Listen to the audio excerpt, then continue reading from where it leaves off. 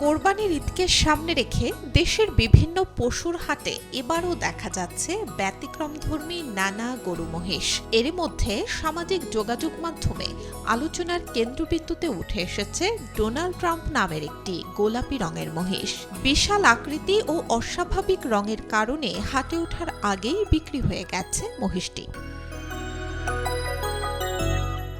খামারি জানান, মহিষটির গায়ের রং হালকা গোলাপি হওয়ায় শুরু থেকেই এটি দেখতে ভিড় করতেন উৎসুক মানুষ।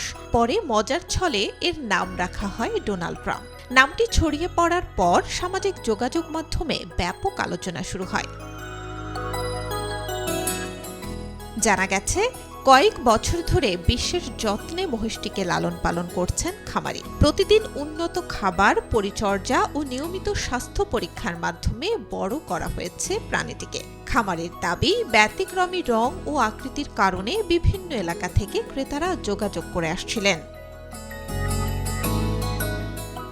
শেষ পর্যন্ত হাটে তোলার আগেই উচ্চ মূল্যে মহিষটি বিক্রি হয়ে গেল।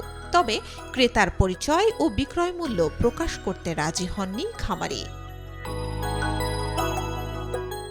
স্থানীয়দের মতে, প্রতি বছর ঈদুল আজহাকে ঘিরে বড় ও ব্যতিক্রমী পশু নিয়ে আগ্রহ বাড়ছে।